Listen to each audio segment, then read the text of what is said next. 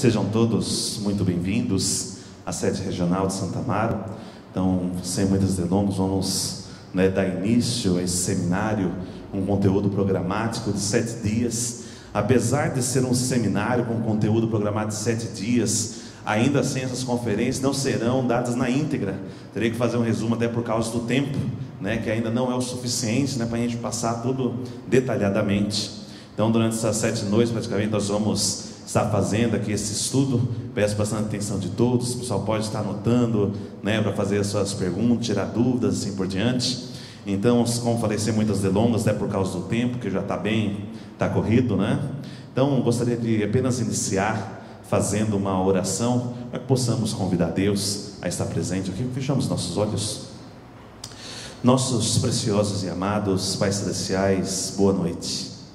Pai, gratos somos a vós por estarmos aqui reunidos em Tua casa nesse momento, que podemos, meu Deus, dar início a esse seminário na sede de Santa Amaro, com conteúdo programático de 7 dias.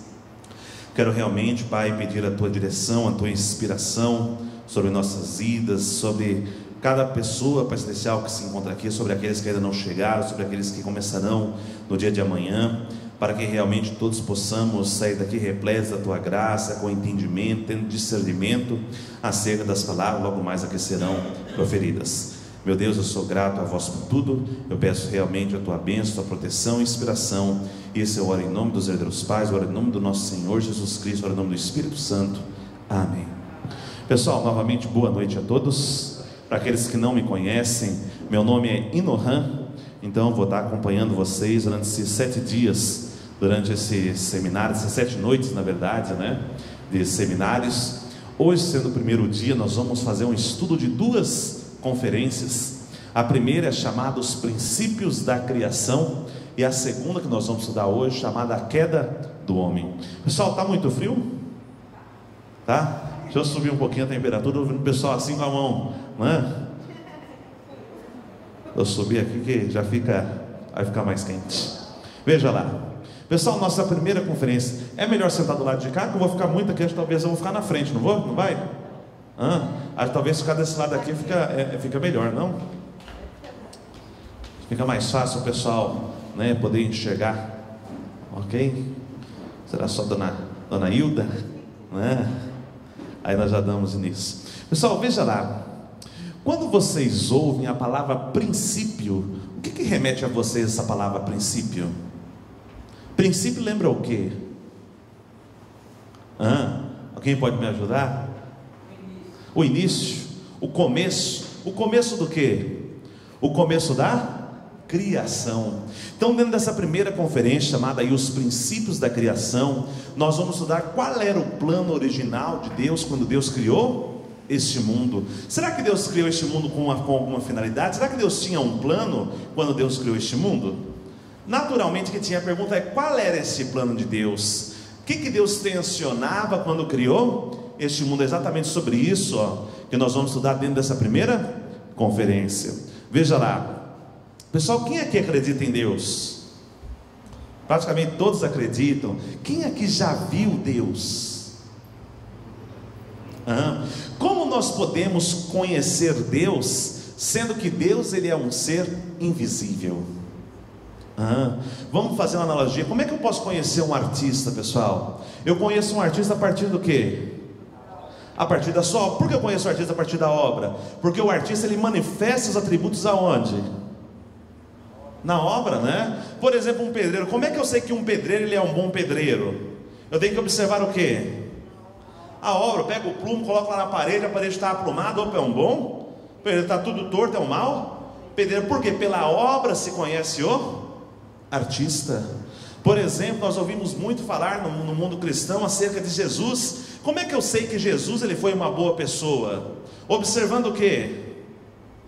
A sua obra. Porque pela obra se conhece o artista. Não é diferente de Deus. Eu posso também vir a conhecer Deus a partir da sua obra. Qual é a obra de Deus? É a sua criação. Ou seja, pela observação da criação, que é o efeito, eu posso conhecer aquele ser causal que é Deus. Eu posso conhecer as características do Deus invisível.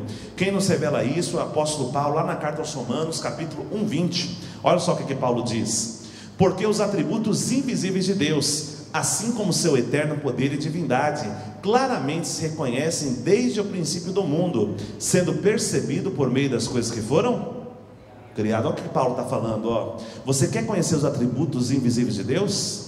Observe as coisas que foram criadas. Por que observe as coisas que foram criadas? Porque Deus manifestou os seus atributos invisíveis aonde?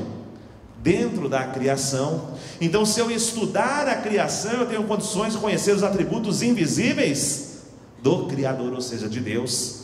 Por isso, dentro dessa primeira conferência, nós vamos estudar um pouquinho, sobre a criação, de uma forma bem superficial. Veja lá, esse gráfico aqui, ele representa todas as coisas criadas por Deus.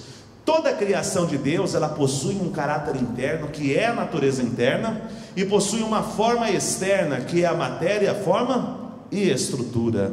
Vamos ver exemplo, que isso vai ficar mais claro. Por exemplo, partículas, átomos e moléculas, como caráter interno, possui algo chamado de NDI. O que é esse NDI? Natureza diretiva inerente. O que é isso? Pessoal, por exemplo, uma mãe, quando ela tem um filho, a mãe, ela precisa falar para o filho: filho, vem aqui no seio para você tomar o leite. A mãe precisa falar isso para o filho? Não precisa, é uma coisa que acontece naturalmente, é uma coisa que acontece espontaneamente. Não precisa falar ninguém. Essa característica de espontaneidade é o que nós chamamos de natureza diretiva inerente. Ou seja, é uma natureza, é uma característica que é diretiva, que é direta, não precisa ninguém mandar, e é inerente, está dentro daquele ser. As partículas naturalmente se juntam para formar os átomos. Os átomos naturalmente se juntam para formar e assim para formar todos os seres. Por isso, como caráter interno, eles possuem algo chamado de natureza diretiva inerente. Como forma externa, partículas, átomos e moléculas possuem algo chamado corpo micro. O que é esse corpo micro? É um corpo que ele é tão pequeno que não é possível enxergar a olho nu, mas ele existe, ele está lá. Existe o átomo? Existe. Consigo ver o átomo? Não, mas ele existe. Qual a prova disso? Só que eu sou composto por quê? Partículas, átomos, moléculas, uma estrutura de carbono que se juntou e formou o corpo. Observe que no mundo vegetal não é diferente. No mundo vegetal, como caráter interno, os vegetais possuem algo chamado de mente vegetal. O pessoal pergunta: planta pensa? Planta pensa ou não pensa? Está muito alto? Vai baixar um pouquinho aqui,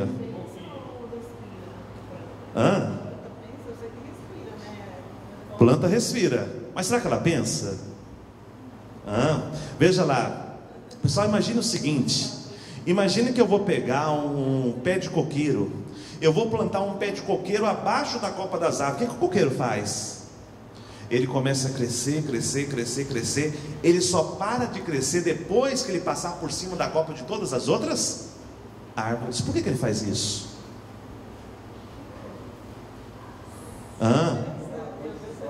Como é que ele sabia que ele ia encontrar o sol se ele continuasse crescendo? Quem foi que explicou para ele? Quem falou para ele? Pega o exemplo do maracujá. Quando você pega um pé de maracujá, você planta ele, imagine que você não tem nada em volta dele. Ele começa a crescer em cima da terra. Aí você vai lá e coloca um bambu. O que ele faz? Ele vai no bambu e começa a subir, começa a se enrolar naquele. Quem falou para ele que ele tinha que se enrolar ali? Quem explicou para ele? Observe que isso é um atributo interno. Esse atributo interno, os vegetais, é chamado de quê? É chamado de mente vegetal. Como forma externa, os vegetais também possuem o quê? Algo chamado de corpo visível. O que é o corpo visível dos vegetais? Olha lá. É a flor, é o caule, é a folha, é a raiz. Toda a parte externa, toda a parte palpável é o seu corpo visível. Não diferente, os animais, como caráter interno, possuem algo chamado instinto. O que é o instinto dos animais? Por exemplo, o gatinho. Quando o gatinho ele vai fazer as necessidades dele, como é que ele faz? Ele vai lá na terra, na areia, né? Ele abre um buraquinho, faz necessidade, depois ele cobre. Quem foi que ensinou isso para ele? Por acaso alguém já viu um dia a mamãe gato chamando os filhotes? Ó, filho, né, você tem que fazer assim, ó, quando você for fazer essa cidade, tem que ir lá abrir um buraquinho. Já viu a mamãe gato fazendo isso alguma vez? É uma coisa também que é natural, uma coisa que é também espontânea. Essa espontaneidade no mundo animal é chamada de quê?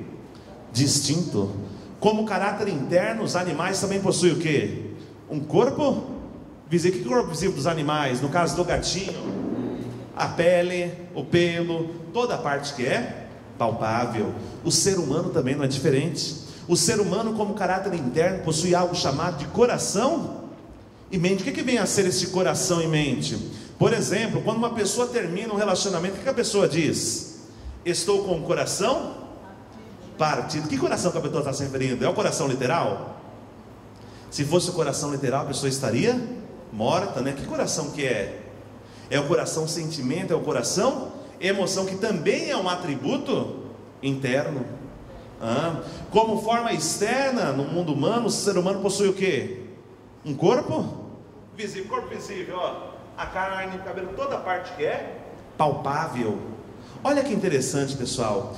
Desde as partículas que constituem todo o universo até o ser humano, tudo é dotado de caráter interno e de forma externa.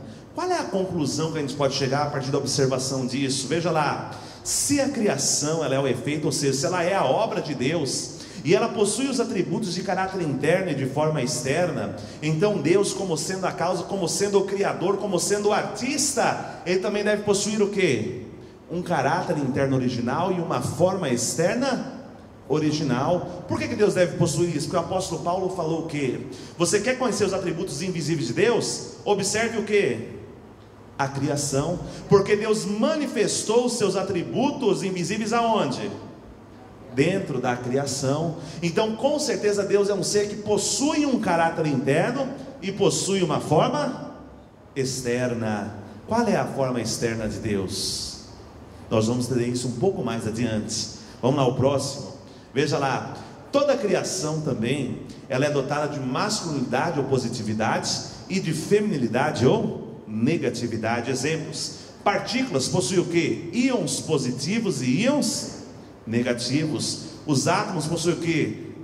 Próton como positivo e o elétron como negativo. As moléculas têm o que? O cátodo como positivo e o anodo como negativo. Nos vegetais tem o que? Tem o estame como positivo e o pistilo como negativo. No mundo animal tem o macho como positivo e a fêmea como negativo. No reino humano tem o que? O homem como positivo e a mulher como negativo. Não é um negativo de que a mulher é problemática, não. É um negativo de complementar, de que um ali existe para se atrair e complementar ao outro. Novamente observe, qual é a conclusão que nós podemos chegar pela observação disso? Se desde as partículas até o ser humano, tudo é dotado de positividade e negatividade, qual a conclusão lógica que a gente chega? Se a criação é o efeito, se ela é a obra de Deus, e ela possui os atributos de positivo e negativo, então Deus, como sendo a causa, como sendo o artista, como sendo o criador, Ele também deve possuir as características de positividade e de negatividade. Por quê? Porque o apóstolo Paulo falou que Deus manifestou seus atributos dentro do quê? Dentro da criação. Olha lá a comprovação bíblica disso. Gênesis 1:27 diz lá: criou Deus, pois, o homem à sua imagem, a imagem de Deus o criou, homem e mulher os criou, ambos à imagem de quem? A imagem de Deus, como positivo e negativo, macho, fêmea, estame, pistilo, cátodo e anodo, próton, elétron, assim por diante, todos à imagem de Deus. Ou seja, Deus é um Deus de características duais. Deus é um Deus que possui um caráter interno, possui uma forma externa, possui características de positividade, possui características de negatividade inerentes a Ele próprio. Quando Deus criou este mundo, Deus estabeleceu conceitos e leis. Para que servem os conceitos e leis? Serve exatamente para permitir a existência do ser humano sobre a face da terra. Dentre as diversas leis que Deus estabeleceu no princípio da criação, uma em especial que nós vamos estudar hoje é chamada aí da lei da ação de dar e receber. Como que é essa lei da ação da receber? Para essa lei existir, deve ter um ser na posição de sujeito e um ser na posição de objeto. Sendo que a primeira ação sempre vai partir de quem? Do sujeito. Então o sujeito vai fazer o que? O sujeito vai dar para o objeto, que simultaneamente recebendo ele devolve, gerando-se assim uma ação cíclica. E dentro dessa ação cíclica gera-se uma força resultante, que nós chamamos de força para a existência, multiplicação e ação, onde nada no universo existe ou se multiplica sem a ação de dar e receber. Vamos ver exemplos, que isso daqui vai ficar mais claro do que a teoria. Olha lá, por exemplo, dentro de um casal. Dentro do casal tem o esposo na posição de sujeito e a esposa na posição de objeto. A primeira ação deve partir de quem? Do sujeito ou do objeto? Do sujeito. Eu pergunto, o que o esposo como sujeito tem a dar para a esposa? O que o esposo pode dar para a esposa? Amor, carinho, respeito, atenção, fidelidade, flores, chocolate. Eu pergunto, se o esposo dá isso para a esposa, o que ela vai devolver para ele? Ela vai devolver o que? Carinho, gratidão, respeito, fidelidade, compreensão. O que mais? Cuidado. Quando o marido chegar em casa à noite, vai ter ali aquele arrozinho quentinho, sem chumbinho. Eu pergunto, pessoal, esse casal vai se tornar um casal feliz ou infeliz? Naturalmente tende a se tornar um casal feliz. Por que tende a se tornar um casal feliz? Porque existe harmonia dentro da ação de dar e receber. Eu pergunto, qual vai ser a resultante entre a ação de dar e receber entre esposa e esposa? O que vai vir aqui como a resultante dos dois? Do amor dos dois? Vem o que? Os filhos. Os filhos são uma consequência direta da ação de dar e receber dos seus pais. Agora observe que os pais estão na posição de sujeito perante os filhos, que estão na posição de objeto. Eu pergunto, o que os pais podem dar para os filhos? Tudo. Amor, carinho, atenção, educação. Pessoal, qual é a coisa mais importante que um pai pode dar para o filho? Mais até que a educação, digo. Mais até que o amor. Pessoal, a coisa mais importante que um pai pode dar para o filho são os bons exemplos. Porque o filho só vai fazer aquilo que ele vê os pais fazendo. Se o filho vê o pai na cara da mãe, pá! O que ele vai fazer quando tiver sua esposa?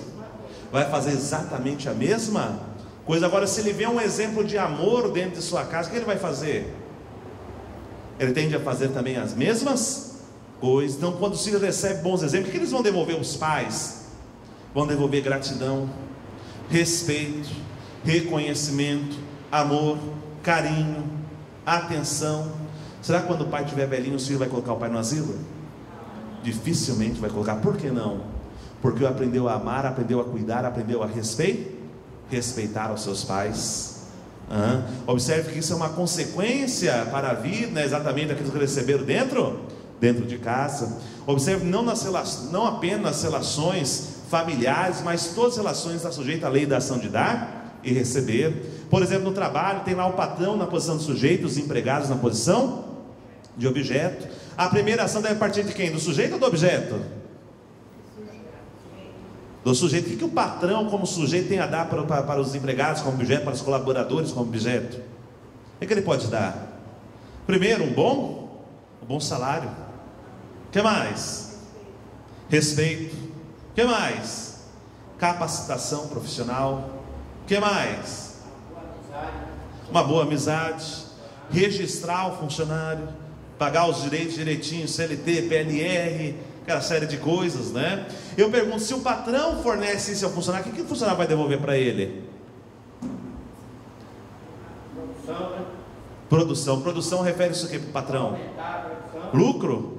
Ou seja, a empresa ela vai crescer, ela vai se desenvolver, vai ter produtividade, vai ter dedicação, responsabilidade, vão cumprir suas metas.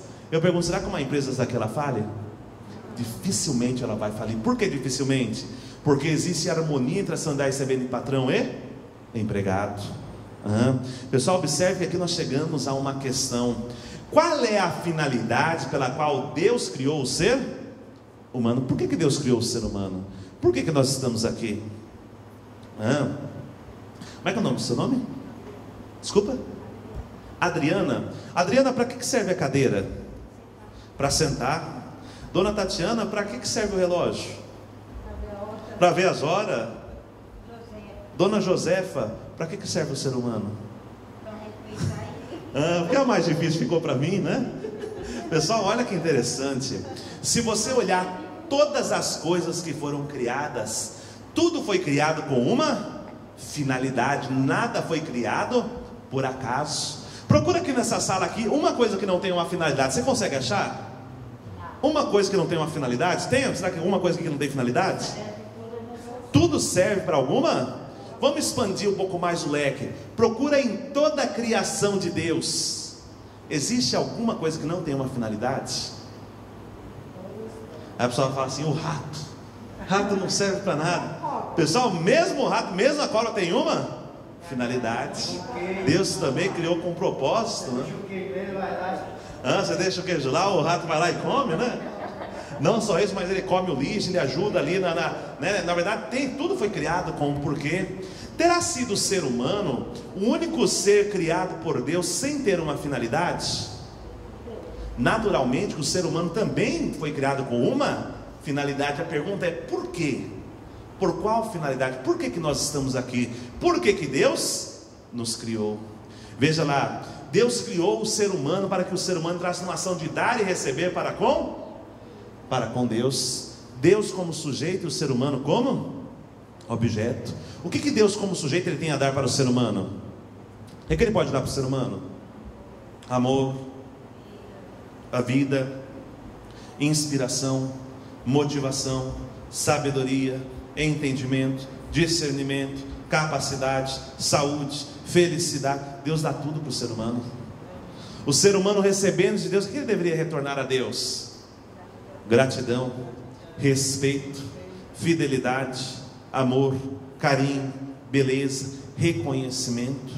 Observe que este homem que estivesse nessa plena ação de dar e receber para com Deus, este homem aqui se tornaria um homem feliz ou infeliz? Naturalmente ele se tornaria um homem feliz. Mas eu pergunto: existe hoje um ser humano que ele é 100% feliz? Que não tenha problemas? Existe esse ser humano hoje? Todo mundo tem algum problema. Por que tem problema? Tem problema exatamente porque essa relação com Deus aqui, ela foi cortada quando o ser humano cometeu o pecado. Pessoal, vocês sabem qual é o significado da palavra religião? Alguém sabe o significado da palavra religião? Religião é uma palavra que vem do latim, significa o quê? Religar. Religar o quê? Religar o homem de volta? Por que precisa religar? Precisa religar porque essa ligação aqui, ela foi o quê? Porque ela foi cortada, ela foi desligada quando o ser humano cometeu o pecado. Quer um exemplo disso? Quem aqui já foi no interior? Acho que todo mundo já viu lá o pasto, né? Está querendo já voltar, né, dona Hilda? Olha que interessante, pessoal. Se você vai lá no interior, você vê lá no pasto, você deixa a vaca ou o cavalo lá no pasto, né? Eles comem a erva daninha? Come ou não come? Ele sabe diferenciar aquilo que faz bem e aquilo que faz mal para ele. Sabe ou não sabe? Sabe. Pega o ser humano, coloca no meio do pasto, coloca lá no meio do mato. O que ele pega? Ele vai direto em cima do quê? Até de forma, né? Vamos dizer assim, até meio com uma piada, né? Ele vai direto em cima da erva. É ou não é? Ele vai direto porque ele perdeu esse desligamento de Deus, fez o ser humano cair num estado, ele caiu num estado de ignorância, onde ele não conhece a Deus, onde ele não entende, né, a sua posição dentro da criação, onde ele não entende, ele perdeu o senso da criação e se tornou um ser humano ignorante, tanto dos aspectos externos, quanto também dos aspectos internos. Por isso, nesse momento, a necessidade da religião, para quê? Para religar esse homem de volta a Deus. Veja lá, Mateus 7,12, lei da ação da receber. Portanto, tudo que vós quereis que vos façam, fazei-lo também vós, porque esta é a lei e os profetas. Ou seja, você quer que a pessoa te faça o bem, você deve também fazer o bem. Se você plantar amor, você vai colher amor. Se você plantar abacaxi, você vai colher abacaxi. Cada um vai colher daquilo que plantar. Veja lá, o que Deus pediu para o homem realizar quando Deus criou o ser humano? Isso nós encontramos lá no livro de Gênesis 1:28, diz lá, ó: e Deus abençoou e lhes disse: frutificai e multiplicai-vos, e enchei a terra e sujeitai-a, e dominai sobre os peixes do mar e sobre as aves dos céus, e sobre todo animal que se move pela terra. Isso é o que nós conhecemos como as 3 grandes bênçãos. Primeira delas, crescer ou frutificar, porque só frutifica depois que cresce. Segunda bênção, multiplicar. E terceira bênção, dominar. Vamos entender o significado de cada uma dessas 3 grandes bênçãos que Deus pediu para o homem realizar quando Deus criou o ser humano. Primeira bênção, crescer. O que é crescer? Um homem que tem a sua mente e o seu corpo completamente ligados a Deus. Este homem torna-se um homem que ele adquire uma mente divina e um corpo santo. Eu pergunto, o que é uma mente divina? Mente divina é uma mente que só pensa para o bem. O que é um corpo santo? É um corpo que só toma atitudes para fazer o bem. Uma pessoa que só pensa no bem, que só faz o bem, o que ela se torna? Ela se torna um homem perfeito, ela se torna um com Deus, ela se torna um homem aperfeiçoado.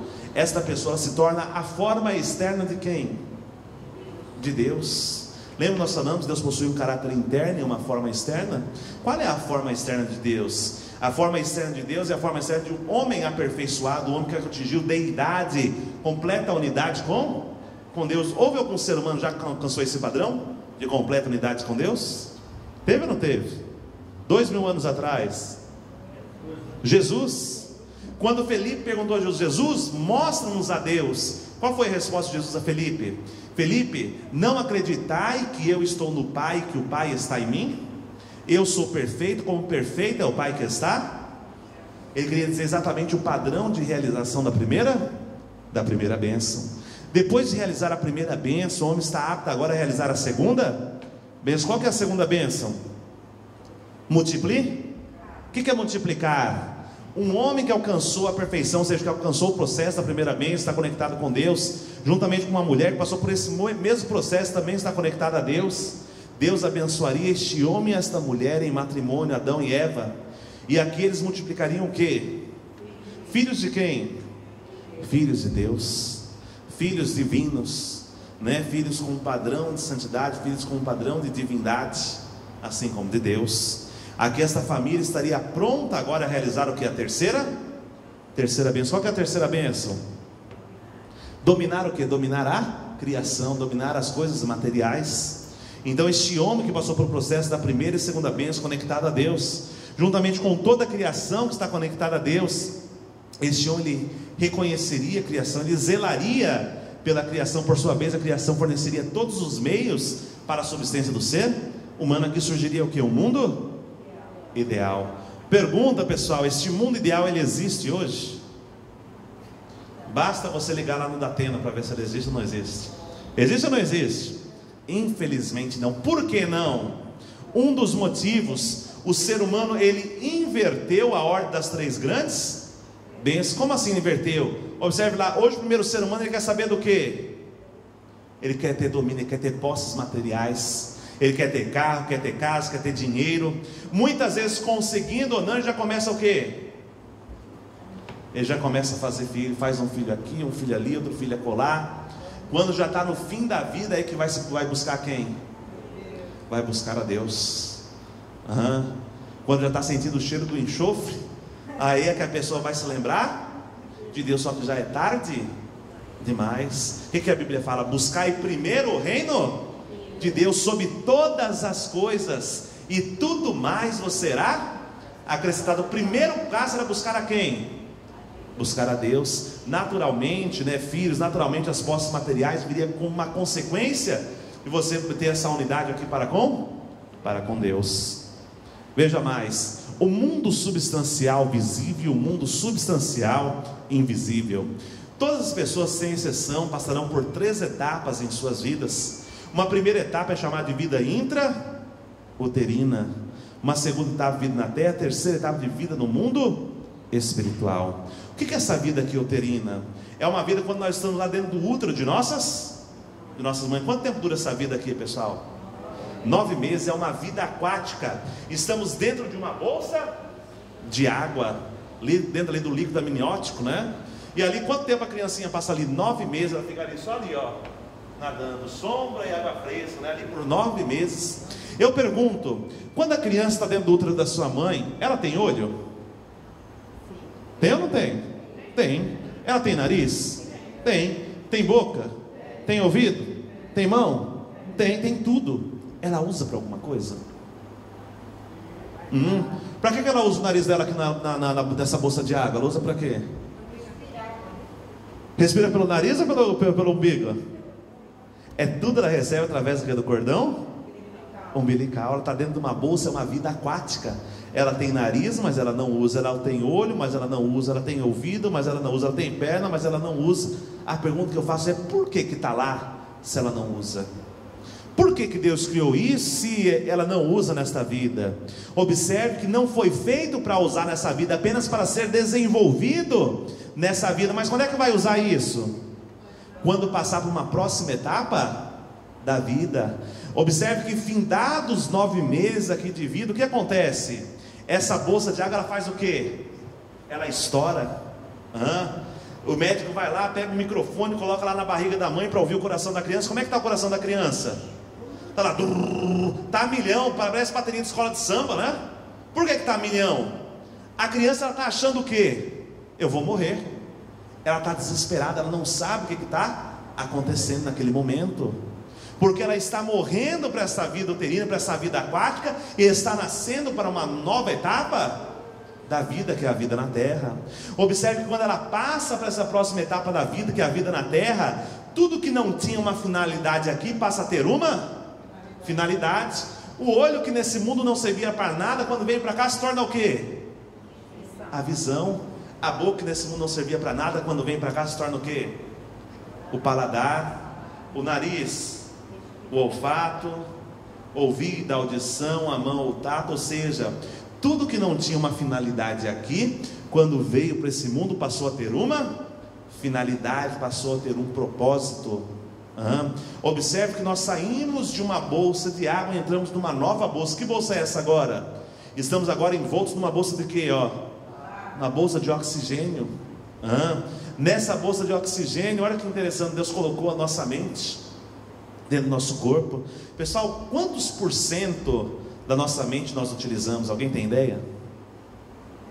Alguém dá um chute? Quantos por cento? Quanto?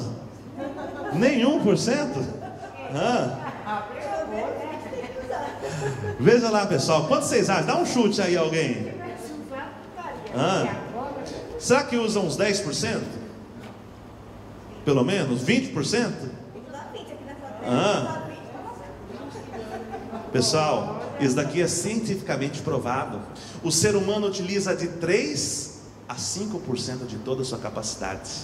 E são os mais dotados, são os mais inteligentes.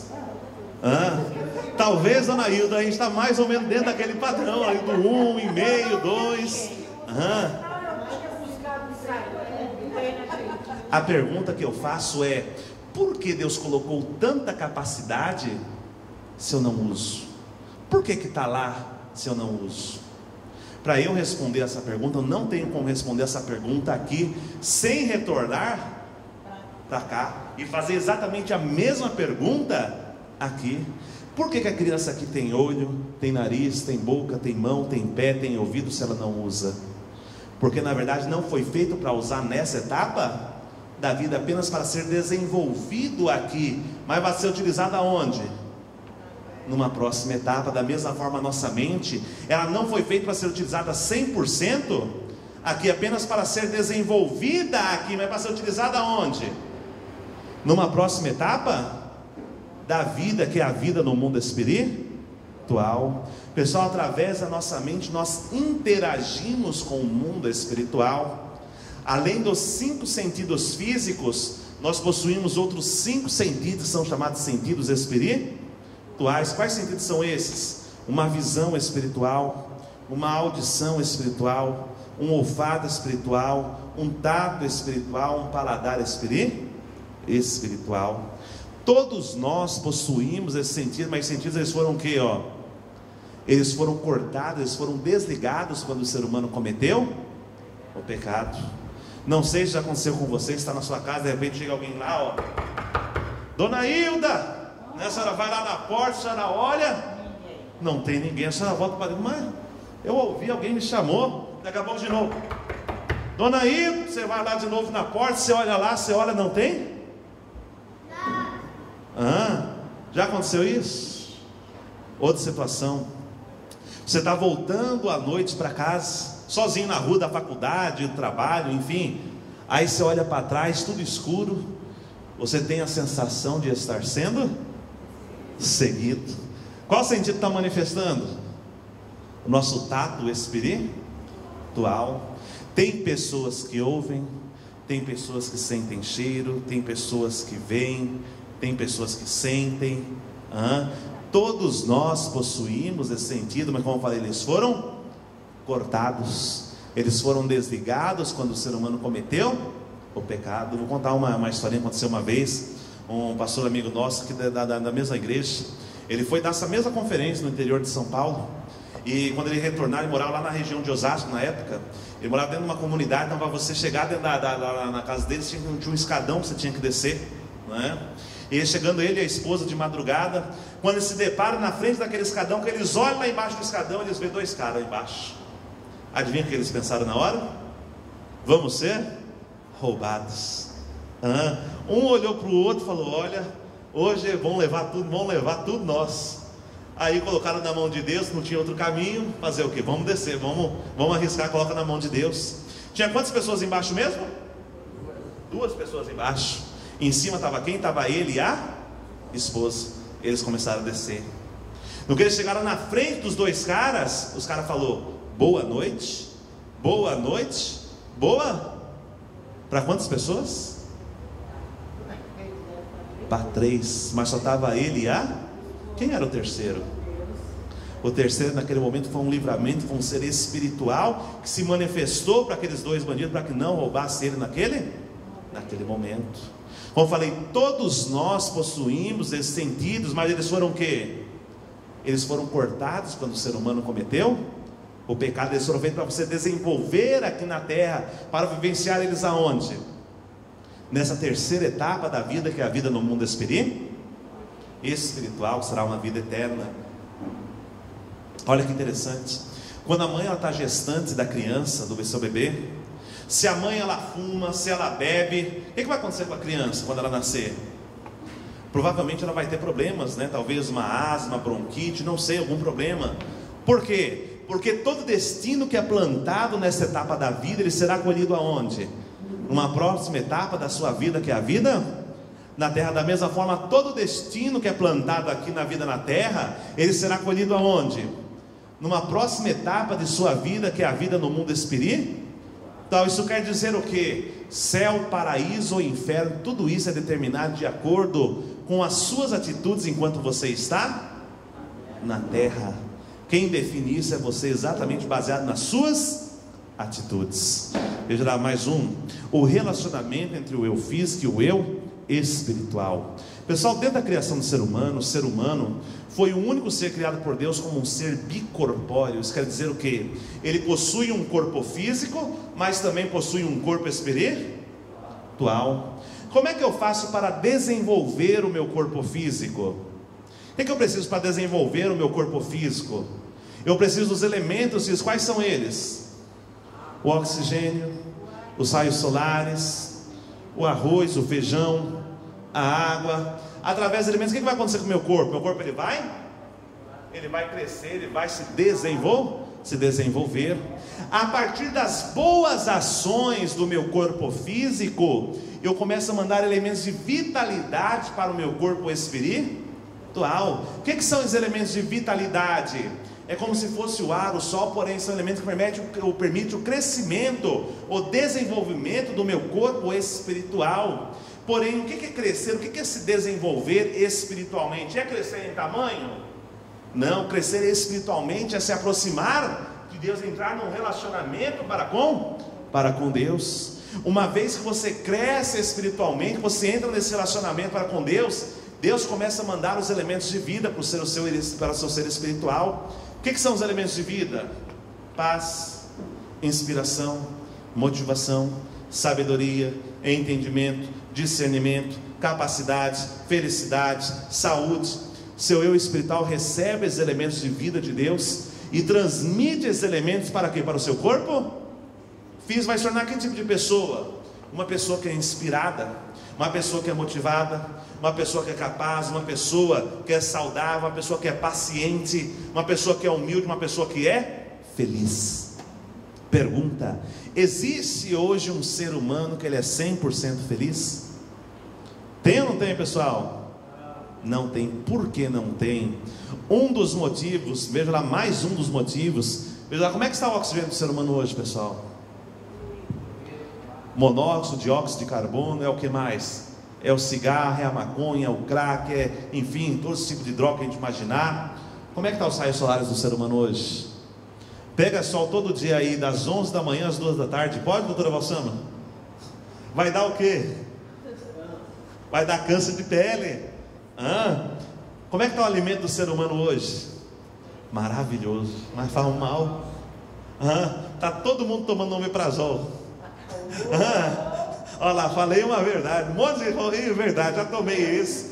Por que é, pessoal? Está acontecendo com o estômago? Alimentos estrangeiros, cheios de gorduras saturadas, alimentos cheios de agrotóxicos. Como é que está a água do ser humano hoje? A água do ser humano está lá, está ardente.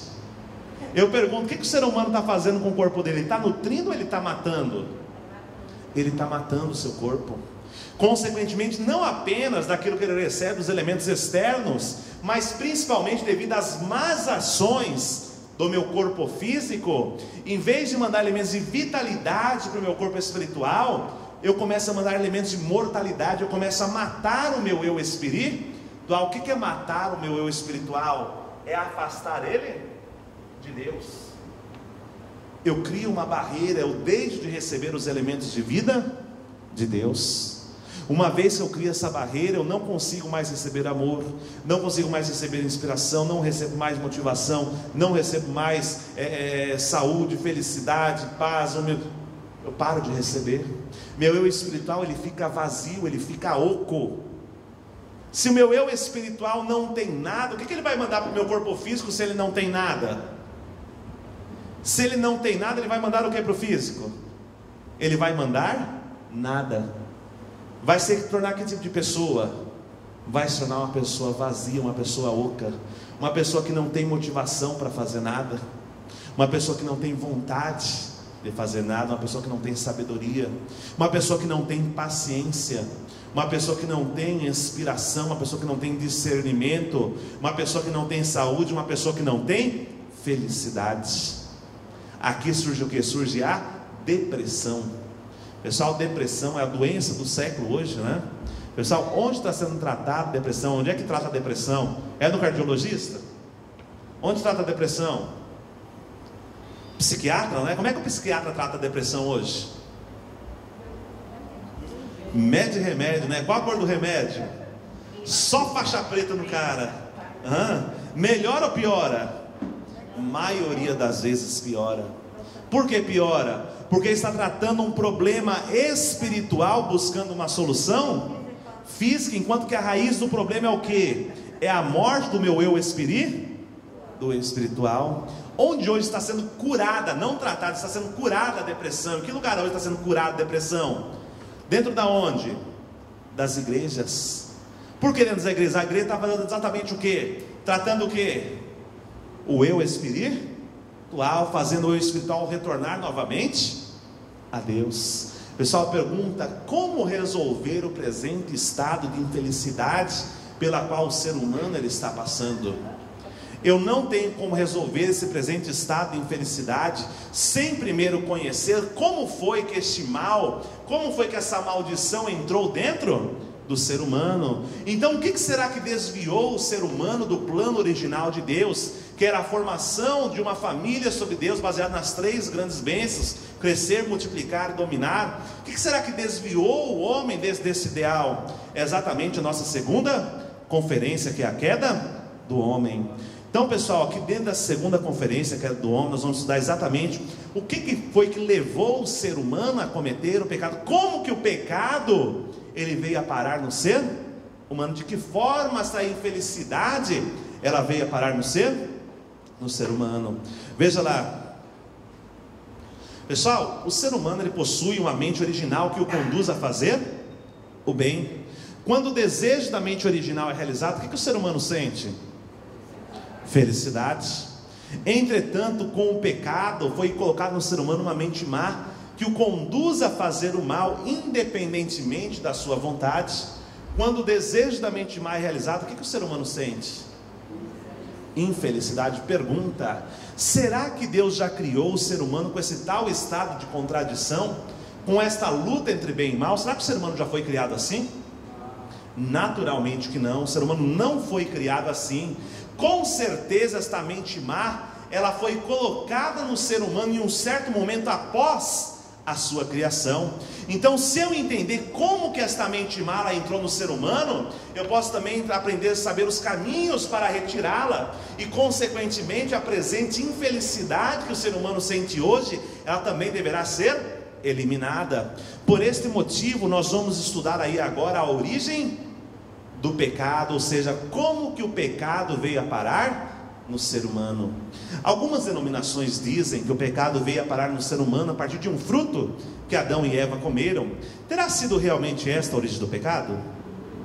Vamos entender, vamos estudar. Vejamos lá, Mateus 13:34 diz assim: tudo isso disse Jesus por parábolas à multidão, e nada lhes falava sem parábolas. Pergunto, o que é uma parábola? O que é uma parábola? Parábola é uma história, é uma comparação, é uma metáfora. Eu pergunto, por qual motivo Jesus falava por meio de parábolas? Por que Jesus usava parábolas para falar? Uma passagem na Bíblia, Jesus diz assim: muitas coisas eu tenho para vos dizer, mas vós não podeis suportar. Agora chegará, porém, a hora que eu não mais vos falarei por parábolas, mas falarei abertamente acerca. Olha o motivo que ele está falando. Por que ele está falando por parábolas? Porque as pessoas daquela época não estavam prontas a suportar aquilo que ele veio falar. Se ele falasse abertamente, aquilo iria escandalizar. As pessoas não estavam preparadas para entender. Por isso ele se utilizou por meio do quê? Por meio de parábolas. Observe, eu pergunto, o que é que Jesus ensinava? Jesus ensinava o que, pessoal? Jesus ensinava a palavra de Deus. Se Jesus ensinava a palavra de Deus, quem foi que ensinou Jesus a falar por meio de parábolas? Foi o próprio Deus. Está na Bíblia isso? Está aonde? João 8:28, Jesus diz: eu vos ensinei da forma que o meu Pai me ensinou. Eu falo da forma que o meu Pai fala. Ou seja, Jesus está falando que Deus também fala por meio do quê? Por meio de parábolas. Tem exemplo disso na Bíblia? Tem. Aonde? Livro de Ezequiel, capítulo 37. Deus compara o povo de Israel a um vale de ossos secos. O que era um vale de ossos secos? Eram pessoas sem espiritualidade, pessoas sem amor, pessoas sem Deus. Então você vê na própria Bíblia, Deus está se utilizando por meio do quê? Por meio de parábolas. Pergunta, pessoal: se Deus fala por meio de parábolas, aqueles profetas que escreveram os manuscritos originais da Bíblia, a escreveram por meio literal ou por meio de símbolos e parábolas? Naturalmente os profetas também escreveram a Bíblia por meio do quê? Por que por meio de parábolas? Porque é a forma que Deus fala, é a forma que Deus inspira. Ele não fala diretamente, mas ele fala por entrelinhas. Vejamos exemplo disso dentro da Bíblia. Olha lá no jardim do Éden, Deus deu um mandamento para Adão e Eva. Qual foi o mandamento que Deus deu para Adão e Eva? Do fruto da árvore da ciência do bem e do mal, dela não comerás, porque do dia em que dela comerdes, certamente morrerá. Pergunta, pessoal: este fruto é um fruto literal ou é um fruto simbólico? É um fruto comestível, uma maçã comestível literal? Ou será que é um fruto que simboliza alguma coisa? Simbólico ou literal? Simbólico ou literal? Não sei, estou em dúvida. Vamos entender, pessoal? Veja lá. O fruto ele é simbólico. Não é um fruto literal, não é um comestível literal. Por que não? Primeiro motivo, porque Deus ele é um pai de amor. Como assim Deus ele é um pai de amor? Pessoal, eu pergunto, se Deus é um pai de amor, Deus ele é bom ou ele é mau? Deus é bom. Será que Deus, sendo um pai de amor, ele colocaria um fruto envenenado num local de fácil acesso para os seus filhos, sabendo que os filhos desejavam aquele fruto e que a consequência que se comesse do fruto seria a morte? Que pai de amor faria isso? Com certeza Deus jamais faria isso. Como é que é o nome da senhora? Elisângela. Como é que é o nome da criança? Cauã. Elisângela, alguma vez já fez um pudim para o Cauã? Alguma vez você já colocou chumbinho no pudim? Por que você nunca fez isso? Eu amo ele. Porque você ama ele, você não quer o mal dele. Eu pergunto, se Deus ele é um pai de amor, será que Deus colocaria um fruto envenenado num local de fácil acesso para os seus filhos? Que pai de amor faria isso? Com certeza Deus jamais faria isso. Por esse primeiro motivo, o fruto não pode ser um fruto literal, mas com certeza deve ser o quê? Um fruto simbólico. Mas, segundo motivo, o próprio Jesus diz que o fruto não é literal. Aonde Jesus diz isso? Olha lá, Mateus 15, 11 diz assim, Jesus diz: o que contamina o homem não é o que entra na boca, e sim o que sai da boca. Isso sim que contamina. Eu pergunto, o que sai da boca do ser humano? Palavras, né? Palavrões, palavras de mentira, palavras de inveja, palavras de maldição, difamação, calúnia, injúria. Na verdade, o homem fala aquilo de que está cheio o seu coração. E isso sim é aquilo que contamina o ser humano. Não é um comestível, não é o que o homem come que vai contaminar, e sim aquilo que sai da boca. Então observe que pelas próprias palavras de Jesus, nós também podemos deduzir que não pode ser um fruto literal, mas com certeza deve ser o quê? Um fruto simbólico. Mas será que era um teste? Pessoal, será que Deus estava testando Adão e Eva? Sim ou não? Não. Por que não? Novamente, porque Deus ele é um pai? Como assim Deus é um pai de amor? Eu pergunto, se Deus é um pai de amor, será que ele testaria seu filho de uma forma tão impiedosa que a consequência, se o filho não passasse no teste, seria a morte? Que pai de amor faria isso? Elisângela já deu algum teste para o Cauã, que caso ele não passasse, você mataria ele? Jamais. Por que não? Porque você ama, você não quer ver a morte dele, não é? Será que Deus faria isso então, pessoal? Naturalmente não pode ser um teste. Observe, pessoal, que Deus ele é onisciente. Quando nós falamos de onisciência, quer dizer o quê? Quer dizer que Deus sabe tudo de tudo. Se ele sabe tudo de tudo, por que ele precisa testar se ele já sabe? Por exemplo, quando você liga o fogão, você precisa colocar o dedo no fogo para saber se ele está quente? Por que não? Uai, eu já sei, por que eu vou queimar meu dedo? Não tem necessidade. Da mesma forma, por que Deus você precisa testar se ele já sabe? Não tem por que testar. Então com certeza também não pode ter sido um teste. Veja mais, olha lá, o fruto não vale mais do que a vida. Esqueci o nome. Adriana mesmo? Adriana, qual é a fruta que você mais gosta? Laranja. Adriana, você trocaria a sua vida por uma laranja? Por um suco de laranja? Se eu te desse uma dúzia de laranja, trocava a sua vida? Um caminhão cheio de laranja? Também não. Um pomar cheio de laranja. Todas as laranjas do mundo. Não trocava. Mas Adão e Eva trocaram. E foi por um único fruto. Eu pergunto, qual é o fruto que vale mais do que a vida? Pessoal, observe que nem o fruto que a gente mais gosta vale mais do que a vida. Porém, esse fruto ele foi tão extraordinariamente estimulante e tão ardentemente desejado que nem o medo da morte os impediu de comer do fruto. Significa dizer que este fruto que eles comeram aqui, valia mais que a vida. Mas tem algum fruto literal que vale mais que a vida? Nenhum fruto literal vale mais que a vida. Então, com certeza, esse fruto não deve ser um fruto literal, mas deve ser o quê? Um fruto simbólico. Mas o pecado ele é herdado através da linhagem de sangue.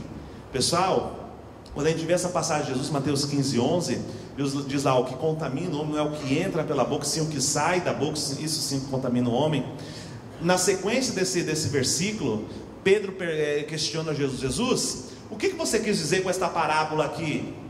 Jesus responde para Pedro: Pedro, você não compreendeu ainda que o que entra pela boca desce para o ventre e depois é lançado fora?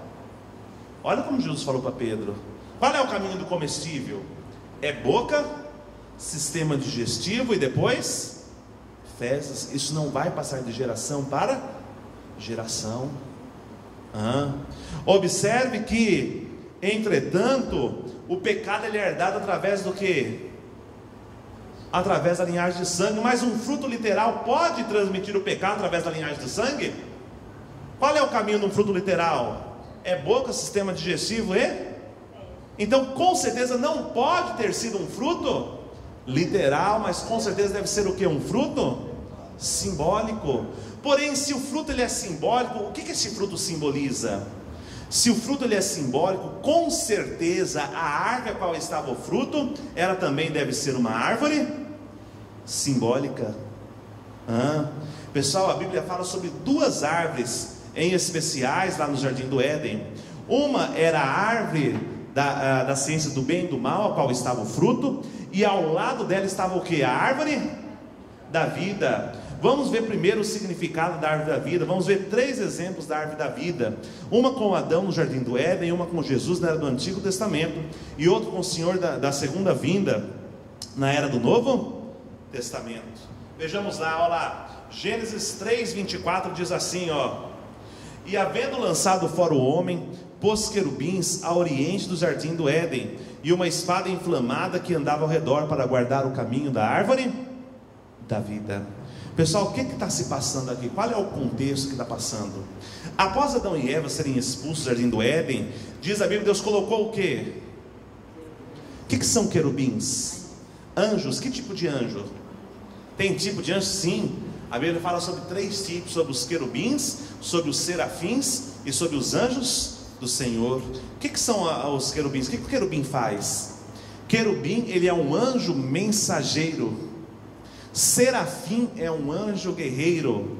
E os anjos do Senhor são aqueles anjos que se passam por Deus em determinados momentos da Bíblia. Observe, Deus colocou que tipo de anjo? Querubim, um anjo mensageiro. Colocou um anjo mensageiro ao oriente do jardim do Éden. E junto com esse anjo, Deus colocou o que? Uma espada inflamada. Observe que tanto o anjo quanto essa espada não era para guardar o jardim do Éden, mas era para guardar o que? O caminho da árvore da vida. Pessoal, eu pergunto, qual é o significado de uma árvore, de uma espada inflamada? O que é uma espada inflamada? Alguém já viu uma espada inflamada? Eu já vi unha inflamada, agora espada inflamada. Lembrou do pé, né? O que é uma espada inflamada? É um termo simbólico. Simboliza o quê? Pessoal, qual é a espada do cristão hoje em dia? É o quê? É a Bíblia, é a palavra. O que é uma espada inflamada então? É aquela palavra dura, só que é uma palavra que conscientiza, que dá entendimento. Imagina o seguinte, Adriana, o médico chega aqui para você agora e fala: olha, Adriana, você tem mais 1 mês de vida. É uma palavra dura? Duríssima. Só que é uma palavra que diz a que te dá entendimento da sua situação. Ou seja, foi o anjo mensageiro que através da palavra deu entendimento a Adão e Eva. Deu entendimento do quê? De que eles não mais alcançariam a árvore. O que era alcançar a árvore da vida, pessoal? Era se tornar um homem e mulher perfeitos, com um padrão de divindade, com um padrão de santidade igual ao de Deus. Por que eles não mais não conseguiriam mais realizar esse padrão, alcançar esse padrão? Exatamente por causa do pecado. Foi nesse momento que eles tiveram entendimento que o pecado impedia eles de alcançar a perfeição.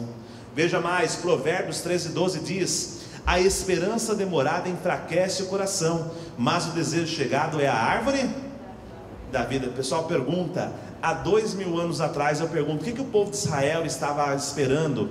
Eles estavam esperando uma árvore ou estavam esperando o Messias? Árvore ou Messias? Messias, mas por que eles estavam esperando uma árvore? Pessoal, que tipo de árvore que era o Messias? O Messias, ele era uma árvore da vida, um homem puro, um homem perfeito, um homem santo, um homem divino. Por isso ele compara a uma árvore da vida, um homem que alcançou a perfeição. Olha lá mais um, Apocalipse 22:14 diz: bem-aventurado aqueles que lavam as suas vestiduras no sangue do Cordeiro, para que tenham direito à árvore da vida e possam entrar na cidade pelas portas. Pessoal, o que acontece no processo de lavar? Quando eu vou lavar roupa, o que eu estou fazendo? Estou tirando a sujeira. Qual é a vestidura do ser humano? A vestidura do ser humano é o quê? É a carne que reveste o espírito. Ou seja, bem-aventurado aquelas pessoas que estão fazendo o quê? Que estão se purificando, que estão parando de pecar, estão lavando as suas vestiduras no sangue do Cordeiro, para que tenham direito a quê? Para que tenham direito a reconhecer o Messias, este homem puro, este homem divino, este homem santo, quando ele aparecer, e poderão entrar na cidade pelas portas, poderão entrar no reino do céu. Então observe, qual é o significado de árvore da vida, pessoal? A árvore da vida, ela significa o homem que realiza o propósito da criação. Qual era o propósito da criação mesmo? A gente viu lá na conferência passada, são as três grandes. Qual era a primeira mesmo? Eu sempre esqueço ela. Era crescer, multiplicar, dominar. Então o homem que realiza a finalidade da criação, ele pode ser comparado a quê? A uma árvore da vida, a um homem perfeito, a um homem puro, a um homem divino, a um homem santo. Veja lá Jesus falando sobre isso. Olha lá, João 15:5, Jesus diz: eu sou a videira e vós?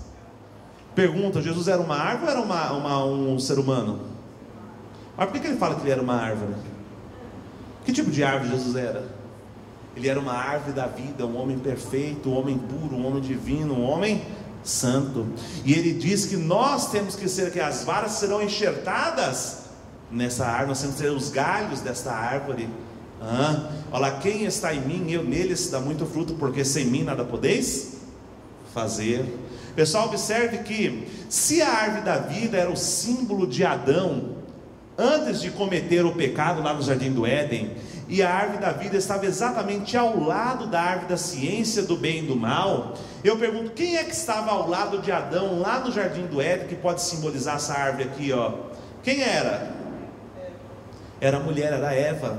Mas eu pergunto, por que Adão, ele foi chamado de uma árvore de vida, enquanto que a mulher, ela foi chamada de uma árvore científica? Por que foram adotados esses termos a eles? Por qual motivo? Vamos entender. Veja lá, pessoal, o que Adão possui que só ele possui? Adão, ele possui o sêmen. O que vem a ser o sêmen? O sêmen é a semente, ela é a origem do quê? Da vida. Porém, essa semente, ela só frutifica onde? Ela só frutifica dentro do útero materno. Ou seja, o que vem a ser a mulher? O que vem a ser o útero materno? O útero materno é um laboratório científico com todo aparato capaz de gerar a vida daquela semente.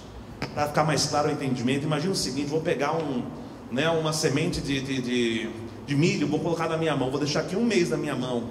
Vai nascer alguma coisa? Não nasce nada. E se eu colocar na terra? Na terra nasce. Mas eu pergunto, a origem da vida, ela está onde? Ela está no caroço ou ela está na terra? Deixa a terra sem um caroço, nasce alguma coisa? A terra sem a semente, nasce alguma coisa? Ela precisa do quê? A origem da vida, ela está onde? Ela está na semente. Por isso que o homem, ele foi chamado do quê? Da árvore, porque ele possui a semente, que é a origem da vida. Por que a mulher ela foi chamada de uma árvore científica? Porque o útero da mulher é como a terra, ela tem todos os nutrientes capazes de gerar a vida daquela semente. Está dando para entender, pessoal? Está ficando claro? Vamos lá, vamos avançar um pouquinho.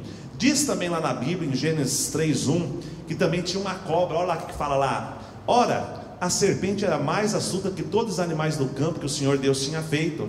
E esta disse à mulher: é assim que Deus disse, não comereis de toda a árvore do jardim? É impressão minha ou essa cobra aqui ela era capaz de comunicar-se com um homem? Pessoal, alguém já viu alguma cobra falante? Eu já vi uma, e era celeste, lá do Castelo Rá-Tim-Bum. Fora essa, mas nenhuma. Diz mais, olha lá, pessoal. Diz que essa cobra aqui, ela conhecia o mandamento de Deus. Eu pergunto, quem conhece o mandamento de Deus? Ser físico ou ser espiritual, ser celestial? São seres celestiais. Em Apocalipse 12:7-9 diz que a antiga serpente é igual a demônio mas diz que originalmente essa cobra vivia onde? Pessoal, pergunta, cobra vive no céu ou vive na terra? Já imaginou cobra com asa? Quem dormia de janela aberta? Eu pergunto, o que vive no céu? É ser físico ou ser espiritual? Ser espiritual. Diz que essa cobra ela foi capaz de tentar. O homem ela planejou, calculou e executou o seu plano. Mas diz que ela domina o espírito humano desde a queda até os dias de hoje. Eu pergunto, quem é que domina quem? O homem domina a cobra ou é a cobra que domina o homem? Aí o pessoal me responde assim: depende do homem. Pessoal, o Instituto Butantan, quem é que está preso? É o homem que está dentro da jaula ou é a cobra? É a cobra, ou seja, o homem domina a cobra, mas diz que essa cobra ela domina o homem. Qual é a identidade dessa cobra?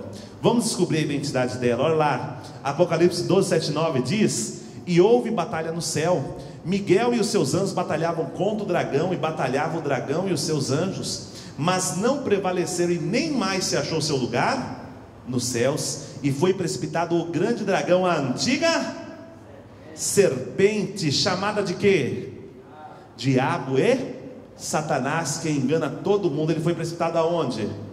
Na terra, e os seus anjos foram lançados com eles. Pessoal, eu pergunto, quem era aquela antiga serpente que estava lá no jardim do Éden? Quem era? Também conhecido como Diabo e Satanás. Como é que é o nome original de Satanás? Ele era um anjo de luz, né, antes de se tornar Satanás. Como é que era o seu nome? Lúcifer, né? Eu pergunto, por que o arcanjo Lúcifer, ele foi simbolizado por uma serpente, por uma cobra? Por que ele foi simbolizado? Teve essa simbologia. Pessoal, como é que é a língua da cobra? É uma língua que é cortada no meio, né? A pessoa fala assim: olha, minha vizinha é uma jararaca, é uma cascavel. Está querendo dizer o quê? É uma pessoa que tem duas palavras na sua frente, ela é uma coisa, mas por trás é outra completamente diferente. Simbolizou quem? Simbolizou o arcanjo. Ele falava uma coisa, mas tinha uma segunda intenção por detrás daquilo que ele falava. Mas, pessoal, como é que a cobra faz para pegar sua presa? Ela chega de mansinho, ela se enrola e fica esperando. Na hora que ela percebe que a presa está no vácuo, o que ela faz? Dá o bote. Depois ela sai de fininho, fingindo que nada. Simbolizou a atitude de quem? Do arcanjo. Como assim? Não entendi. Vou dar um exemplo melhor, ó. Imagine, por exemplo, um rapazinho quando quer conquistar a menininha na escola. Como é que ele faz? Ele chega lá como quem não quer? Olha a menininha lá, ele bate nessa, desculpa, né? Ele fez de propósito, ele sabia exatamente onde ela estava. Aí ele começa: nossa, nunca tinha reparado você, como você é bonita. Olha, seus olhos, sua voz, seu cabelo, seu isso, seu aquilo. Eu acho que quando Deus te desenhou, Ele estava namorando. Ele devia estar apaixonado. Pessoal pergunta: o que ele está fazendo? Está ali, ó, só enrolando. É bom de papo, né? Na hora que ele percebe que ela está no papo, o que ele faz? Ele dá o bote, né? Depois ele sai, ó, de fininho, fingindo que nada. Simbolizou a atitude de quem? Do arcanjo. O arcanjo foi lá, persuadiu, cometeu o pecado, depois ele saiu de fininho. Pessoal pergunta: anjo peca? Peca ou não peca? Vamos ver o que a Bíblia diz? Olha lá, 2 Pedro 2,4 diz assim, ó: porque se Deus não perdoou aos anjos que pecaram. Então anjo peca, não foi só um que pecou não, ó, foi mais de anjos, aos anjos que pecaram, mas havendo-os lançado no inferno, os entregou às cadeias da escuridão, ficando reservados para o juízo. Então a Bíblia está falando que anjo peca, não foi só um que pecou não, foi mais de um. Porém, se anjo peca, qual foi o pecado do anjo? Será que a Bíblia fala qual foi o pecado do anjo? Fala ou não fala? Fala. Aonde? Lá no livro de Judas. Você sabe que Judas que é esse daqui, pessoal? Esse Judas aqui, ó, não é o Judas Iscariotes. Esse Judas aqui é o Judas irmão de Jesus, que se converteu após a crucificação. Olha o que o irmão de Jesus diz acerca do pecado do anjo. Ele diz lá, ó: e aos anjos que não guardaram o seu principado, mas deixaram a sua própria habitação, reservou na escuridão e em prisões eternas, até o juízo daquele grande dia. Assim como Sodoma e Gomorra, e as cidades circunvizinhas, que havendo-se prostituído como aqueles quem? Como aqueles anjos, e ido após outra carne, foram postas, por exemplo, sofrendo a pena do fogo eterno. Pessoal, observe que a Bíblia está falando que o pecado do anjo foi um pecado de quê? Foi um pecado de prostituição, foi um pecado sexual. Pessoal pergunta: o pecado sexual ele pode ser cometido sozinho? Ele precisa ter uma outra pessoa com quem ele vai ser cometido. Então, se o anjo cometeu um pecado sexual, a pergunta é: com quem? Com quem que ele cometeu este pecado? Vamos descobrir primeiro qual foi o pecado do homem, para entender com quem que ele cometeu este pecado. Pergunta, pessoal: será que a Bíblia fala qual foi o pecado do homem? Fala ou não fala? Fala de uma forma muito discreta, mas fala. Fala onde? Lá no livro de Jó. Vocês conhecem a história de Jó, pessoal? Alguém conhece a história de Jó? Diz a Bíblia que Jó era um homem muito temente a Deus. E um certo dia Satanás apareceu diante de Deus, e Deus falou a Satanás: Satanás, você tem visto o meu servo Jó? Ele é justo e reto em tudo aquilo que ele faz. Satanás falou: sim, Deus, ele é justo e reto, mas só porque você dá tudo para ele. Tira tudo dele, que eu quero ver se ele vai continuar te seguindo. Diz a Bíblia que Deus permitiu Satanás tirar tudo de Jó, com exceção da sua vida. Satanás, ele separou Jó da esposa, matou os 10 filhos de Jó, tirou todas as riquezas, deixou Jó com lepra. Eu pergunto: Jó negou a Deus? Ele permaneceu fiel, íntegro, reto para com a vontade de Deus. Naquela situação, 3 dos melhores amigos de Jó chegam até ele e começam a falar: olha, Jó, você deve ter cometido um crime terrível, porque não é possível, Deus não ia permitir uma situação dessa acontecer contigo, se você não tivesse feito nada. E eles falaram: vai lá, Jó, desembucha, qual foi o teu pecado? Jó tinha feito alguma coisa? Ele não tinha feito nada. Por mais ou menos 28 capítulos do livro de Jó, fica essa discussão, ó. Os amigos de Jó acusando ele que ele tinha cometido pecado, e Jó se defendendo. Quando chega no capítulo 30 e 31, Jó começa a fazer lamentações. O que são lamentações? Jó começa a falar: olha, Deus, se eu olhei para a mulher do meu próximo com um sentimento impuro, é justo que eu esteja passando pelo que eu estou passando, mas eu não fiz isso. E ele continuou: olha Deus, se eu tinha que comer e deixei o meu próximo passar fome, é justo que eu esteja passando pelo que eu estou passando, mas eu também não fiz isso. Neste contexto, olha só o que Jó diz.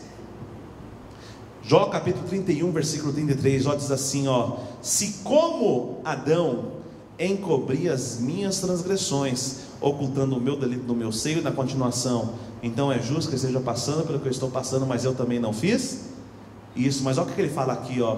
Ele faz uma comparação. Se como Adão, se eu fiz como Adão, se eu fiz como Adão, o que? Encobrindo a minha transgressão. Ele está falando que Adão, ele fez o que? Ele escondeu o seu erro, ele escondeu o seu pecado. Ele está dedurando o crime de Adão. Como assim? Não entendi. Como assim dedurando? Vamos voltar lá para Elisângela e para o Cauã, né? Dona Elisângela, quando você fez aquele pudim, você falou assim para o Cauã: Cauã, só é para comer depois do almoço, né? Aí o Cauã ficou sozinho com o pudim lá na cozinha. Você foi lá na sala para ver um pouquinho de TV. Aí o Cauã olhou para você na sala lá distraído, olhou para o pudim, e o pudim falou assim, ó: vem, né? Ele novamente olhou para a mãe, olhou para o pudim de novo: vem, eu estou doce. E ele foi lá com o dedinho no meio do pudim, ó, enfiou o dedo. Na hora que ele estava chegando na língua, quem é que chega na cozinha? A mãe. Na hora que a mãe chega, o que o Cauã faz nesse momento? Cauã, o que você estava fazendo? O que você tem na sua mão? O que você tem na sua boca? Engole. É assim ou não é? Pessoal, mesmo para uma criança, é do caráter humano esconder a arma qual cometeu o crime. Se Adão e Eva tivessem comido um fruto literal, o que eles deveriam ter escondido? A mão que usou para pegar e a boca que usou para comer. Eu pergunto: Adão e Eva esconderam o quê? Eles esconderam seus órgãos sexuais, indicando que assim como o pecado do anjo, o pecado do homem também foi o quê? Foi um pecado sexual, foi um ato sexual prematuro, antes do momento autorizado e permitido para com Deus. Vamos entender aí, ó, a simbologia da queda. Veja lá, pessoal, como é que uma árvore ela se multiplica? Uma árvore se multiplica a partir do fruto ao qual contém a semente. Como é que o ser humano ele se multiplica? O ser humano se multiplica através do ato de amor, através do ato sexual. No caso de Adão e Eva, no caso lá do Jardim do Éden, o ser humano ele foi simbolizado pelas árvores, enquanto que o amor, o sexo, ele foi simbolizado pelo quê? Pelo fruto. Pessoal, a Bíblia fala que foi uma maçã? Não fala. Mas por que o mundo adquiriu a maçã como fruto do pecado? Já pensaram nisso? Por que a maçã ela é simbolizada pelo fruto do pecado? A maçã ela lembra do que, ó? O que a maçã lembra? O que você tem lá na festa junina? Você tem a maçã do? Por que maçã do amor? Porque a maçã ela lembra o que? O coração. Se você cortar uma maçã ao meio, o que você tem ali quando você corta a maçã ao meio? Você tem a genitais, tem o órgão sexual feminino. Já se perguntaram por que na letra O do motel tem uma maçã mordida?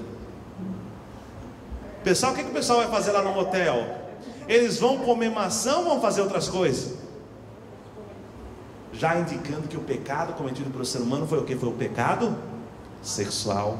Foi um ato sexual prematuro, antes do momento autorizado, antes do momento permitido para com Deus. Vamos entender o processo do pecado. Como que se deu o processo do pecado? Observe lá. Diz a Bíblia que o arcanjo tentou Eva. Tentou Eva falando o quê? Olha, Eva, Deus não falou que você podia comer de todos os frutos do jardim?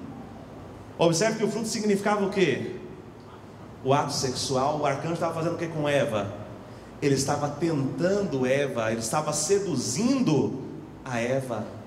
Nesse momento Eva fez o que com o arcanjo? Ela comeu do fruto, ela teve um ato de fornicação, ela teve um ato sexual com o arcanjo. primeiro com o arcanjo. Nesse momento, todo o pecado que estava no arcanjo foi transmitido para quem? Não, começou primeiro com o arcanjo. Danada ela, né? Olha lá, todo o pecado que estava no arcanjo foi transmitido para Eva. Eva passou a sentir medo, ódio, ciúmes, inveja, rancor. Todo o sentimento que estava no arcanjo transmitiu para Eva. Quando Eva sente medo, ela corre para quem? Corre para Adão. E ela agora, tudo aquilo que o arcanjo fez com ela, agora ela faz com quem? Ela seduz Adão e come do fruto com Adão. Ela tem um ato sexual com Adão. Nesse momento, tudo aquilo que Eva herdou do arcanjo luz, agora ela transmite para quem? Adão passa a sentir medo, ódio, ciúmes, inveja, rancor. Todo o mal que estava presente em Satanás foi transmitido neste momento a Adão. Está na Bíblia isso? Está onde? Livro de Gênesis capítulo 3. Diz lá: após Adão e Eva cometer o pecado, Deus vai à tarde no jardim do Éden e chama Adão. Quando Adão ouve a voz de Deus, o que Adão faz? Ele se esconde.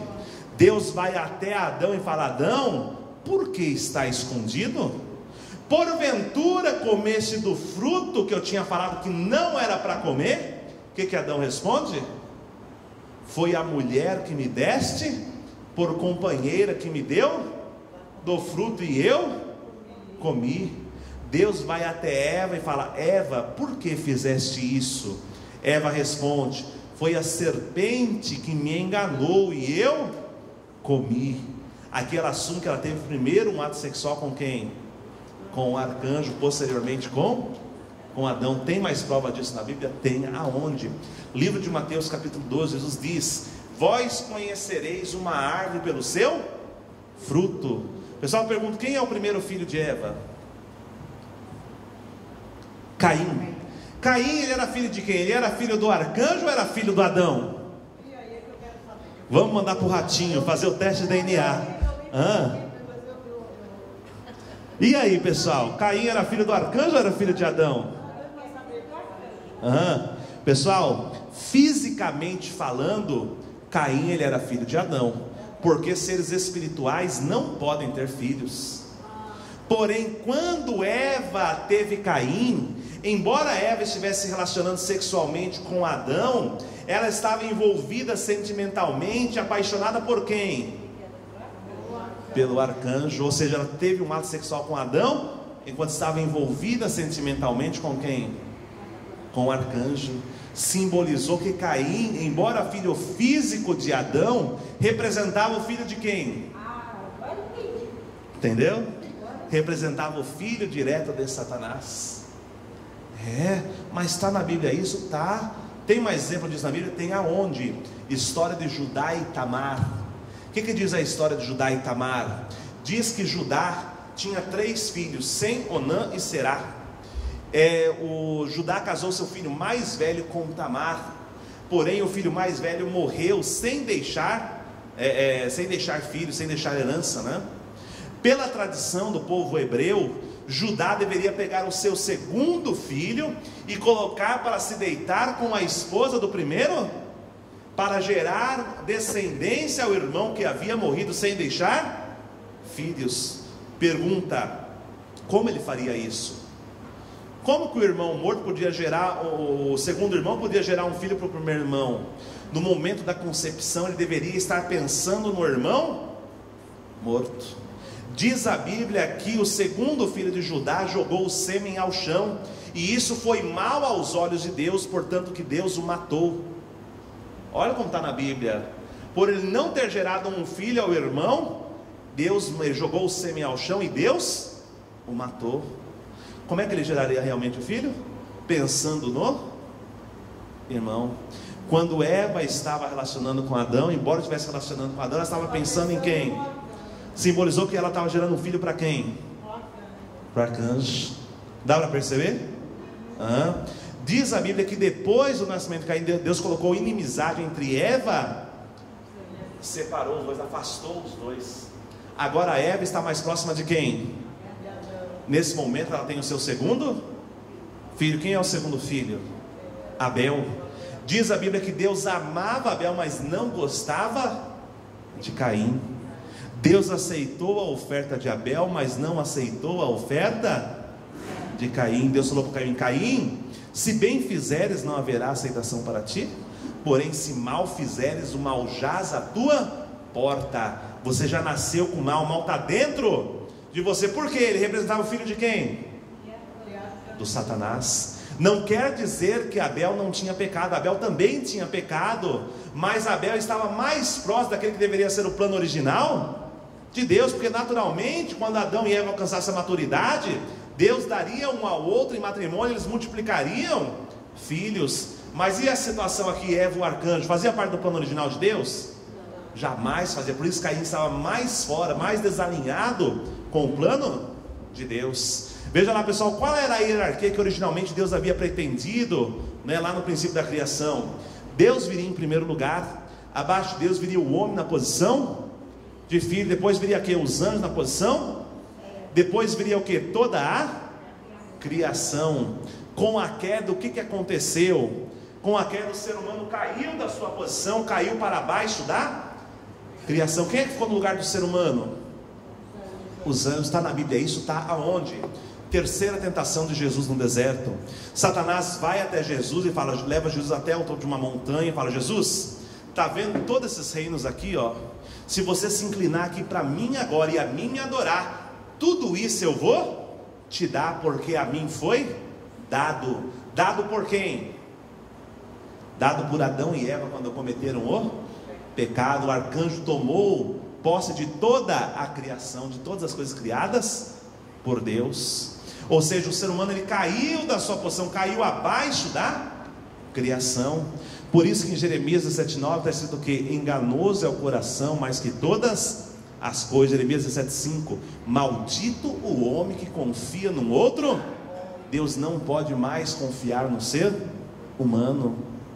Deus não tem certeza. A partir do momento que o pecado entra no ser humano, Deus não pode mais confiar. Deus não sabe mais o que está passando dentro do coração do ser humano. Como consequência, observe que esta queda não representou apenas uma queda de posição, mas representou principalmente a queda, a perda dos valores. Como assim perda dos valores? Veja lá, pessoal, como é que o homem chama a mulher hoje? Vaca, cachorra, cadela, perua. É assim ou não é? E outras coisas, aqui eu estou falando só os mais leves. Como é que a mulher chama o homem hoje? Seu cavalo, jumento, seu jegue. É assim, cachorro. É ou não é? Dou mais prova. Vai lá no baile funk, o cara fala assim, no bonde do Tigrão. Aí o cara fala assim, ó: só as cachorras, mulher. É ou não é? É verdade. É fato. Isso é o que? Foi a perda de valores como consequência que o ser humano caiu em virtude da queda do ser humano. Tá dando para entender, pessoal? Esta é a ignorância que o ser humano caiu. Oi? Lúcifer, né? Existe a igreja hoje de Lúcifer, né? São satanistas. Olha lá, missão dos anjos. Qual era a missão dos anjos? Conforme a Bíblia, era apenas o que? Mensageiros e servos. O que o arcanjo Lúcifer fez? Ele impediu o plano original de Deus, que era a formação de uma família sob Deus. Como foi que o arcanjo fez isso? Pessoal, quando Lúcifer se relacionou sexualmente com Eva, todo o pecado que estava em Lúcifer foi transmitido para quem? Para Eva. Eva herdou o medo, o ódio, ciúmes, inveja, todas as naturezas decaídas. Todo o mal que estava em Lúcifer foi transmitido a Eva. Quando Eva se relaciona sexualmente com Adão, todo aquele mal que ela adquiriu de luz, ela transmite para quem? Para Adão. Desse relacionamento, aqueles têm o quê? Com as características de quem? De Satanás. Daqui surgiu uma família sob domínio de quem? sob o domínio de Satanás, surgiu uma sociedade sob o domínio de Satanás, surgiu uma nação sob o domínio de Satanás. Aqui o inferno foi criado tanto na terra quanto no mundo espiritual. Por isso que em João 8,44 Jesus diz, olha as palavras de Jesus: vós tem por pai o diabo, e queres satisfazer os seus desejos. Jesus falou que as pessoas do mundo tinham por pai quem? O diabo. Será que ele estava mentindo? Ele falou assim na continuação: o diabo, ele é o pai da mentira, e todo aquele que mente tem que ir com o seu pai.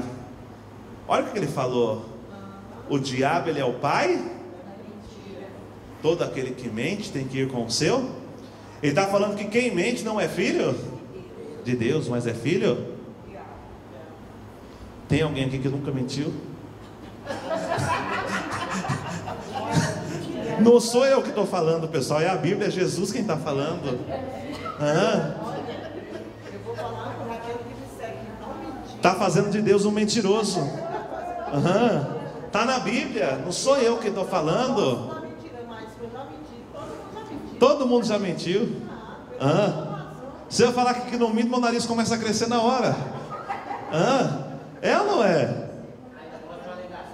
Exatamente, mostra tal pai, tal filho. O fruto não cai longe da árvore. Você quer conhecer a árvore? Quer conhecer como é que é a árvore? Observe os frutos. Por isso Jesus falou isso, porque o ser humano, ele adquiriu em virtude da queda a linhagem de quem? A linhagem de Satanás. Essa é a forma como Satanás entrou, esta é a forma como o pecado entrou dentro do ser humano. Veja lá, então quando Deus deu o mandamento para não comer do fruto, será que era para sempre? Será que jamais poderia ter o ato sexual?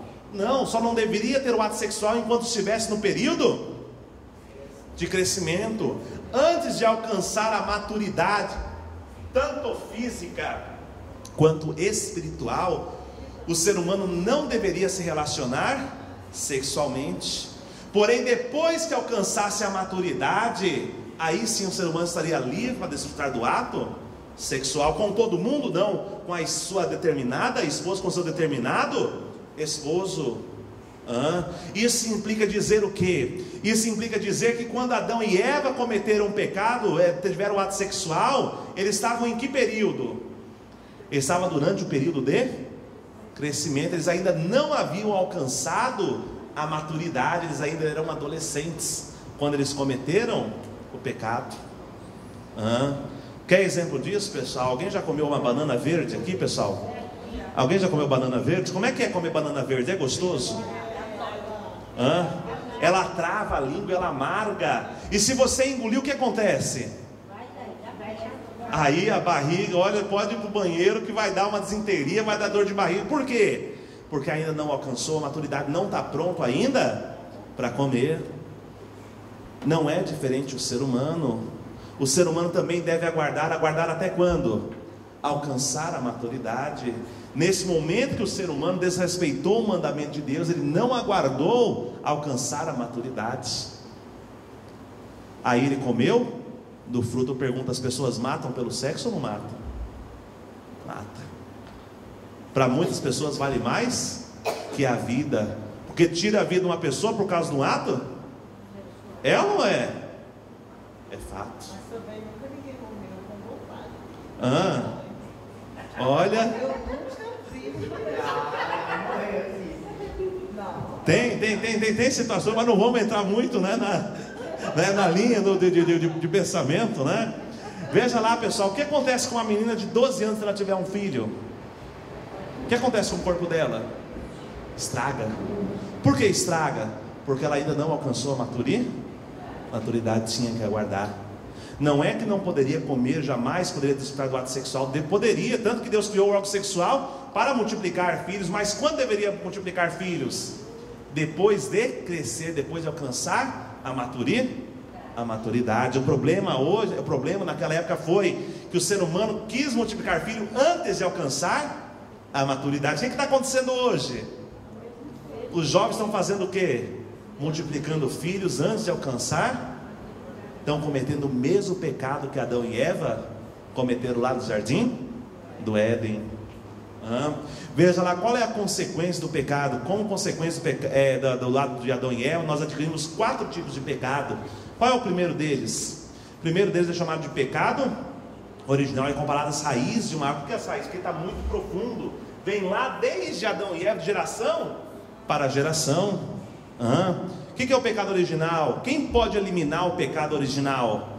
Que é passado de geração para geração através da linhagem de sangue, que foi o sangue que nós herdamos lá, de Satanás.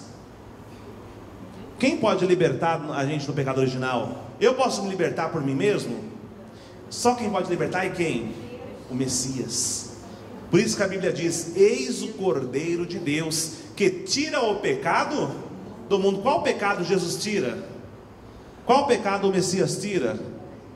O pecado original. Por que só o Messias pode tirar o pecado original? Porque o Messias é o único que vem com a linhagem de sangue de quem? De Deus. Todo o resto da humanidade corre em suas veias, querendo ou não, gostando ou não, a linhagem de sangue de quem? Satanás. Por isso só o Messias é quem pode eliminar este pecado original. Segundo o pecado que nós herdamos é chamado de pecado hereditário, é comparado ao tronco de uma árvore, né, que puxa os três da raiz e transmite aos galhos. O que é o pecado hereditário? Parece, né? Está lá em Êxodo 25, diz assim, não te curvarás a ela, nem a servirás, porque eu, Senhor teu Deus, sou Deus zeloso, que visita a maldade dos pais nos filhos, até a 3ª e 4ª geração daqueles que me aborrecem. Isso é pecado hereditário? É um pecado que é passado de pai? Então, se a mãe é fofoqueira, como é que sai a filha? Uma fofoqueirinha. Pessoal, tem como eliminar esse pecado? Tem. Depende de quem fofocar? Depende de mim. É minha escolha. Lógico, eu tenho opção em fofocar ou não. Fofocar, eu vou sofrer influência a fofocar se minha mãe já vem desse tipo de tradição. Mas quem vai determinar vai fofocar ou não é quem? Sou eu. Eu posso determinar isso. Mas tem alguns filhos que não pecam essa origem. Alguns não pecam, mas normalmente, se você quer conhecer o pai, como é que você olha? Você olha para quem? O filho segue exatamente os exemplos do pai. Por isso você fala que você conhece um fruto, a árvore pelo quê? Pelos frutos. Filho de abacaxi é o quê? Abacaxi. Filho do cão é o quê?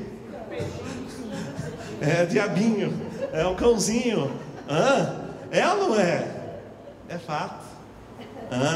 Terceiro pecado que nós herdamos é chamado de pecado coletivo, comparado aos galhos de uma árvore. O que é o pecado coletivo?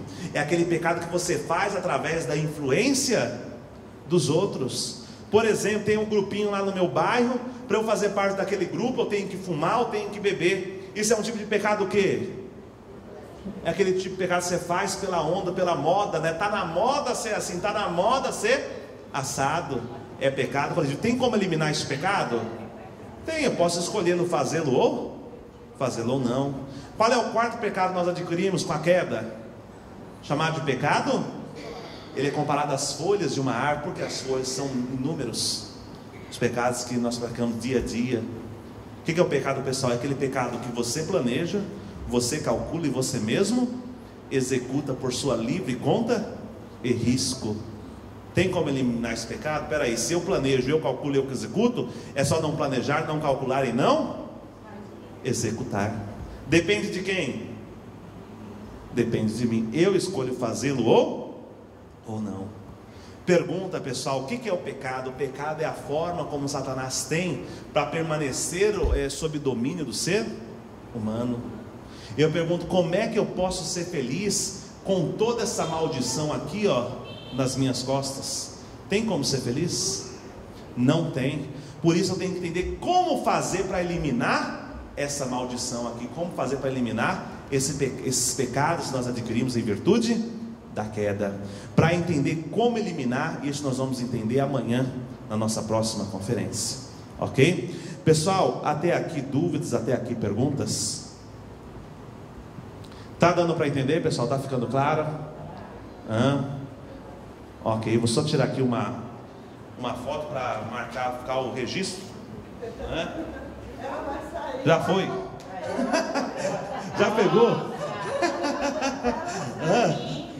Só para ficar o registro. Pessoal, obrigado a todos, né? Vamos só fazer uma pequena oração para encerrar. Em seguida, então, aí aguardamos a todos amanhã às 19 horas novamente, ok? Vamos fechar nossos olhos.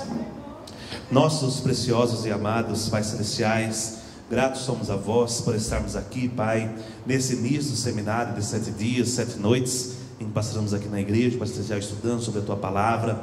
Pedimos realmente a Tua graça, a Tua bênção, a Tua proteção, a Tua inspiração. Meu Deus, eu sou grato a vós por tudo, peço realmente a Tua graça, os Teus filhos e filhas que aqui se encontram, vós possas acompanhá-los no caminho de volta para as suas casas e permitir realmente no dia de amanhã possamos compreender mais profundamente sobre a Tua Palavra. Isso, meu Deus, é que eu oro, relato e agradeço. Eu oro em nome dos herdeiros pais, oro em nome do nosso Senhor Jesus Cristo, oro em nome do Espírito Santo. Amém. Pessoal, muito obrigado a todos. Até amanhã às 19 horas.